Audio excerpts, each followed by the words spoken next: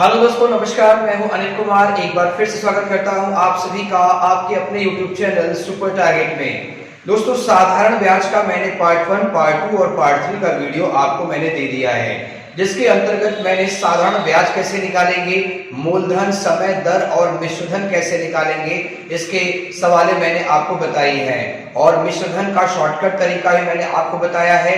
Percentage trick से कैसे सवाल लगाएंगे ये भी मैंने बताया है आपको।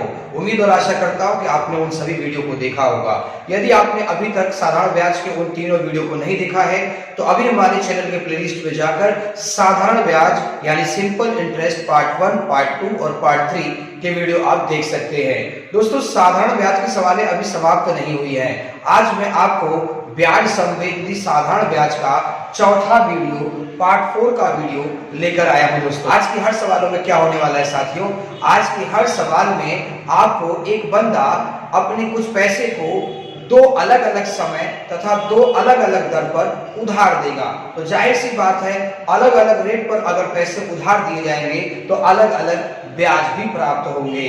एक बार फिर से, अगर अपने पैसे को आप अलग अलग ब्याज दर पर उधार देंगे तो आपको अलग अलग ब्याज भी प्राप्त होगा। तो उन दोनों ब्याजों में कुछ न कुछ अंतर जरूर होगा। जी हाँ साथियों, आज के टॉपिक का नाम है ब्याजों का योग और ब्याजों का अंतर पर आधारित प्रश्न। कैसे लगाएंगे वही आज हम आपको बताएंगे। तो इस तरह की सवालें आपको परीक्षा में कैसे कैसे पूछी जाती हैं, वो सारी सवालें आज हम बताने वाले हैं। इसके लिए प्लीज वीडियो को अंत तक देखिएगा, वीडियो कहीं स्किप मत करिएगा और वीडियो छोड़कर कहीं जाइएगा भी नहीं। और चैनल पर अगर नए हैं तो वीडियो को लाइक करके चैनल को सब्सक्राइब भी कर दीजिएगा। तो आइए देर न करते हुए शुरू किया जाए।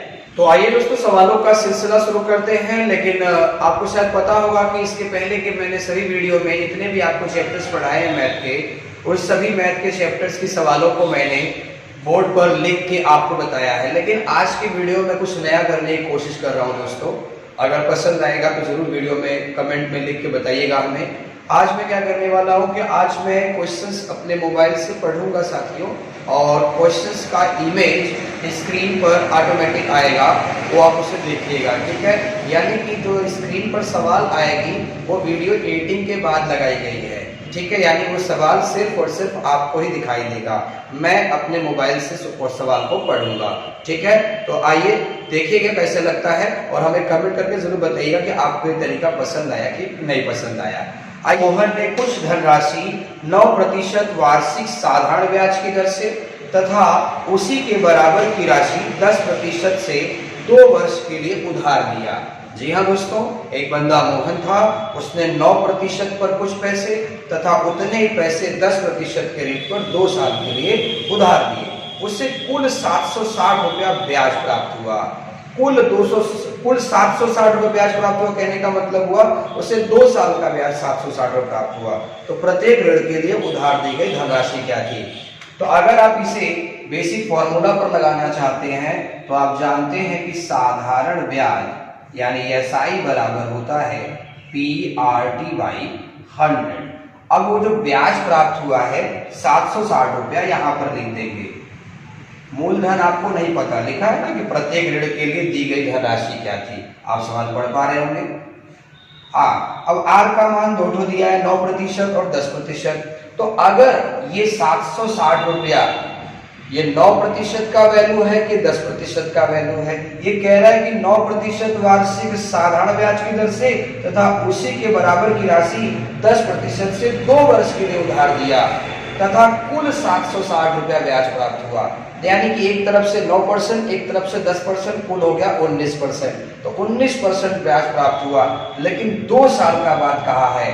अगर गलती से R के स्थान पे 19% लिख देंगे तो 1 साल का ब्याज होगा। यहाँ कह रहा है कुल ब्याज प्राप्त हुआ, तो आपको देखो 9% और 10% जोड़ देंगे तो कितना आ जाएगा, 19%। तो ये 1 वर्ष का ब्याज होगा। ध्यान दीजिएगा, ये 1 वर्ष का ब्याज होगा। और कह रहा है 760 रुपया कुल ब्याज प्राप्त हुआ, तो इसी में 2 से गुणा कर दो, यानी 38%। ये कितने साल का ब्याज हुआ, 2 साल का ब्याज हुआ। और समय कितना दिया था, 2/100 कर दीजिए। इसी को हल कर दीजिए, 38 काट देगा 38 दूना यानी 20 बार में हो गया, 38 गुना 76 होता है, 2 काट देगा 10 बार में, 10 गुणे 100 कर देंगे, मूलधन कितना आ जाएगा 1000 रुपया आंसर आ जाएगा। जैसा कि आप देख पा रहे होंगे ऑप्शन 1700 लिखा है, 1800, 1900, 1000। इसका सही जवाब क्या होगा? ऑप्शन बी होगा 1000। आप चाहें तो बिना पीआरटी की मदद से भी लगा सकते थे। दोस्तों जब वो कह रहा था कि कुल 760 रुपया ब्याज प्राप्त हुआ, तो आपको सोचना चाहिए था कि कुल का मतलब 19% और 2 साल का है तो 38% के बराबर होगा। तो 38% बराबर 760 रुपया, तो 1% बराबर 760 बटे 38। अब गुणे 100 कर दीजिए, अब हल करिए, ये आप गुणा कर दिया, आपने 2000 रुपया आ गया। लेकिन 2000 रुपया 2 साल के लिए आया, तो 1 साल के लिए निकालना होगा तो क्या करेंगे? बाई 2 कर देंगे, यानी 1000 रुपया मूलधन उसका था। आइए दूसरा सवाल स्क्रीन पर आ चुका है, आप देखिए अच्छे से पढ़िए, अगर आपको आ रहा है तो उसे लगाने का प्रयास करिए। जी दूसरा प्रश्न आप पढ़ पा रहे होंगे। दूसरा प्रश्न लिखा है साधारण ब्याज की वार्षिक दर 10% से 12.5% हो जाने पर किसी व्यक्ति की आय 1250 रुपया बढ़ जाती है, उसका मूलधन कितना है? दोस्तों सवाल में कह रहा है कि साधारण ब्याज की वार्षिक दर 10% से 12.5% हो जाने पर व्यक्ति की आय बढ़ जाती है। बिल्कुल बढ़ जाता है। कितना बढ़ जाता है? 1250 रुपया बढ़ जाता है। बिल्कुल आप सोच सकते हैं कि अगर कोई साहूकार बाजार में पैसे देता है 10% वार्षिक रेट से, अगर वो 10% वार्षिक रेट से ब्याज न देकर अगर वो 12.5% पर कर्ज दे आपको, तो कहीं ना कहीं उसके इनकम में 2.5% की वृद्धि हो जाएगी। बिल्कुल हो जाएगी। अरे जहां 10% पहले लेता था, अब 12.5% ले रहा है, तो 2.5% तो बढ़ना गया उसका कमाई। तो 2.5% में 1250 रुपया बढ़ गया, तो 1% बराबर हो जाएगा 1250 बटे 2.5 गुणे 100 कर दीजिए। अब दशमलव हटा देंगे तो 0 सट जाएगा। 25 पंजे होता है 125, यानी आपका आंसर आ गया 50,000। ऑप्शन आप देख सकते हैं 50,000, 45,000, 60,000, 65,000, यानी आपका आंसर होगा ऑप्शन ए। आप इसे पीआरटी बाई 100 पर भी लगा सकते थे। अगर पीआरटी बाई 100 पर लगाना है तो ब्याज के स्थान पर आप लिख देंगे 1250 रुपया। मूलधन आपको मालूम नहीं है, आर का मान न तो 10 लिखेंगे न ही 12.5 लिखेंगे। क्यों? क्योंकि 1250 रुपया उन दोनों ब्याजों के बीच का डिफरेंस है। इसके लिए आर का मान हम 2.5% रखेंगे। समय इसने दिया नहीं है, इसलिए वार्षिक मान लेंगे, बटा 100 कर देंगे। अब इसी को हल कर दीजिए, पी का मान कितना आ जाएगा? 50,000। आइए तीसरा प्रश्न भी मैं दिखाने जा रहा हूं। आप तीसरा प्रश्न एक बार अच्छे से पढ़िए। जी तीसरा प्रश्न दोस्तों आप पढ़ पा रहे होंगे। तीसरा प्रश्न लिखा है कि किसी साहूकार को पता चलता है कि वार्षिक ब्याज की दर 8% से 7.4% रह जाने से उसकी वार्षिक आय में 61.50 की कमी आ गई। उसकी पूंजी कितनी है? सवाल बहुत ही आसान है दोस्तों। प्रश्न कह रहा है कि साहूकार को पता चला कि ब्याज रेट 8% वार्षिक था, अब वो कितना हो गया? 7.3/4% हो गया। मतलब पहले से थोड़ा रेट उसका क्या हो गया? कम हो गया है। तो जाहिर सी बात, अगर पहले से रेट अगर कम हो जाएगा तो फिर ब्याज भी तो कम मिलेगा। तो कितना कम मिल रहा है ब्याज? इसको ब्याज कम मिल रहा है 61 रुपया 50 पैसा कम मिल रहा है। तो ये कितने परसेंटेज के बराबर होगा?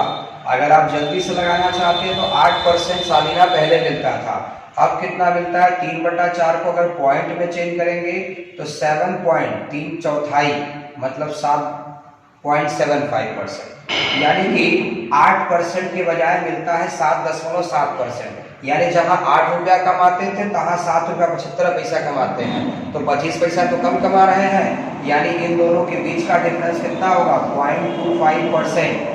तो 0.25% बराबर होगा 61 रुपया 50 पैसा के। तो 1% बराबर होगा 61 रुपया 50 पैसा बटे 0.25 गुणे 100 कर दीजिए। देखिए 0.2 स्थान पर है, कट जाएगा। अब 25 चौका हो गया कितना, 100 हो गया। 4 से गुणा कर दीजिए, 4 का 0 में गुणा करेंगे 0 आएगा, 4 5 20, 2 हाथ में आ गया, 4 एकम 4 और 4 और 2 कितना हो गया 6, 4 छन 24, यानी 24,600 रुपया। 24,600 रुपया आप देख पा रहे होंगे, ऑप्शन सी में लिखा है 24,600 रुपया, यही आपका आंसर होगा। हाँ, आप अगर इसे दशमलव में नहीं बदलना चाहते तो आप यहाँ लिख सकते हैं, जैसे 7 सही 3/4% लिखा है, तो आप इसे लिख सकते थे 7 चौक 28, 28 3 31/4% भी लिख सकते थे। तो 8% में से 31/4% घटाना होता है आपको, तो कितना आता, 4 8 32, या गुणा करेंगे कितना आएगा 32, 32 में से 31 घटा देंगे तो 1/4%, 1/4% को ही तो कहते हैं 0.25%, यही ने लिखा है 0.25%, तो 0.25% 61 रुपया 50 पैसा के बराबर है। तो 1% बराबर हो गया 61 रुपया 50 पैसा बटे 0.25 गुणे 100, दशमलव बराबर स्थान पे था, इसके लिए कट गया, 25 चौका 100 और 4 से इसमें गुणा कर देंगे, आपको पता चल जाएगा आपका मूलधन कितना था। आप PRT बाई 100 पर भी रख के इसको लगा सकते हैं। आइए देर न करते हुए मैं अगला प्रश्न आपको दिखाने जा रहा हूं। अगला प्रश्न स्क्रीन पर आ चुका है, आप पढ़ पा रहे होंगे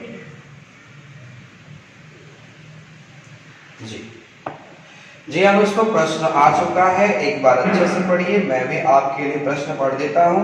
प्रश्न लिखा है कि x और y को बराबर राशि, दो बंदे हैं, x और y को बराबर राशियां 7.5% प्रति वर्ष की दर से 4 वर्ष तथा 5 वर्ष के लिए उधार दिया गया।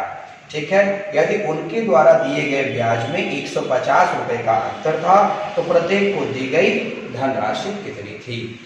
अब देखिए इस सवाल को अगर आप PRT बाई 100 पे लगाना चाहते हैं, यस आई बराबर PRT बाई 100, तो कैसे लगाएंगे। देखिए जो 150 रुपया है वो ब्याजों का अंतर है, तो ब्याजों का अंतर ब्याज के पास से लिखा जाएगा, यानी SI के पास आप लिखेंगे 150 रुपया। आपने मूलधन कितना लिया था वो नहीं पता आपको, तो P मान लिया आपने। R की वैल्यू कितनी है, R की वैल्यू 7.5% है, तो 7.5% आपने लिख लिया।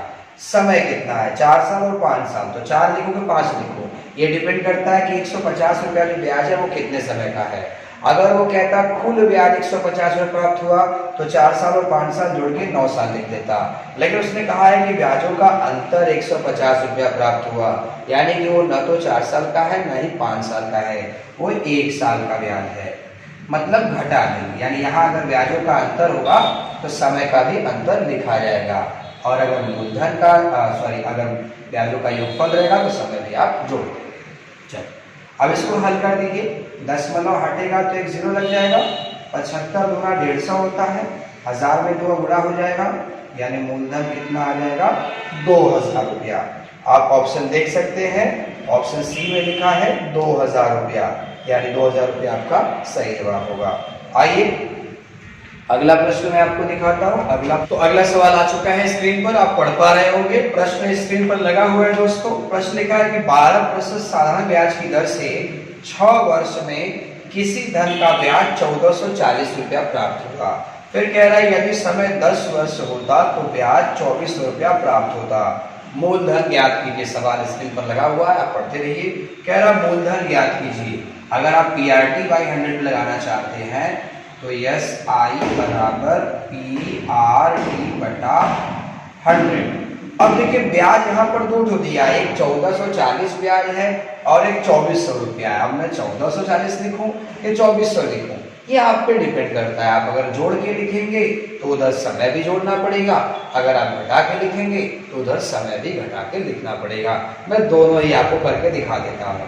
अगर आप घटा कर लिखेंगे तो 2400 रुपया और 1440 रुपया अगर घटाएंगे तो ब्याज आ जाएगा 960 रुपया।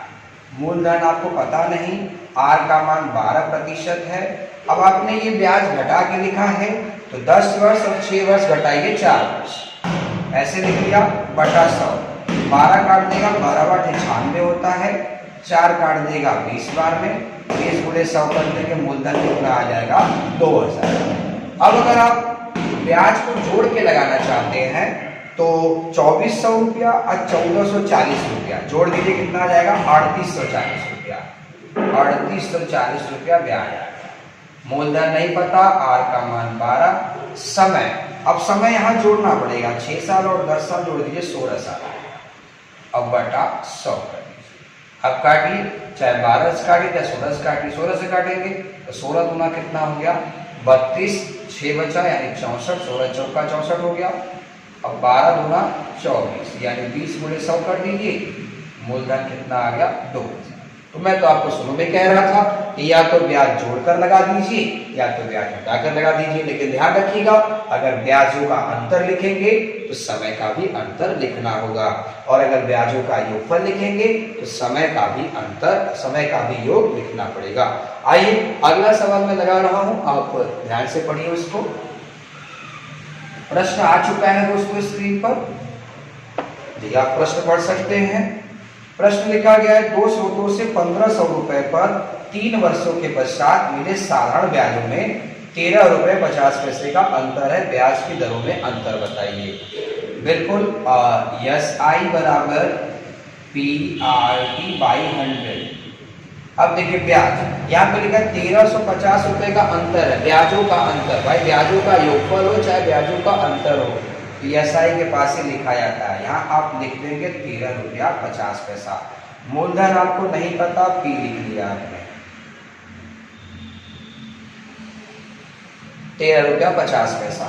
अब मूलधन आपको पता है, मूलधन दिया है 1500 रुपया, R का मान नहीं पता, R को R लिख दिया, समय दिया है 3 साल, बटे 100 कर, किसी को हल कर दीजिए। देखिए डबल जीरो ऐसे कैंसिल हो गए, ये दशमलव हटेगा तो बटे डबल जीरो लग जाएगा, ये समझ में आया आपको, 1 जीरो कट गया।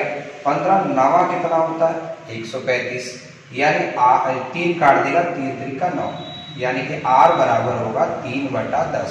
3/10 को आप लिख सकते हैं 0.3%, जो कि ऑप्शन सी में लिखा हुआ है 0.3%। आप देख पा रहे हैं, मेरे हिसाब से समझ में आ गया होगा आपको।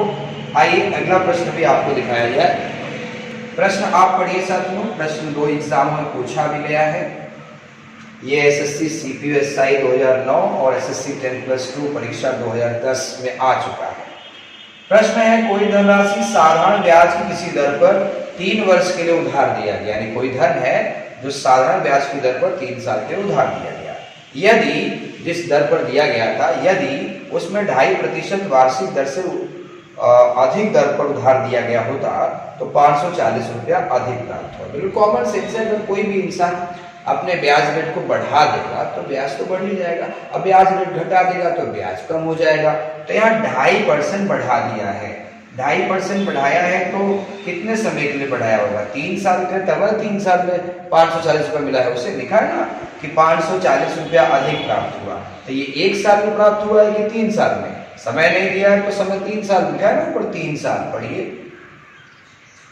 SI बराबर PRT/100, ब्याज का मान दिया है 540 रुपया, ठीक है, मूलधन नहीं पता, R का मान दिया है 2.5% और समय दिया है 3 साल। अगर समय 1 रखेंगे तो यहाँ 1 साल का ब्याज रखना पड़ेगा, समय 3 रखेंगे तो 3 साल का ब्याज रखना पड़ेगा।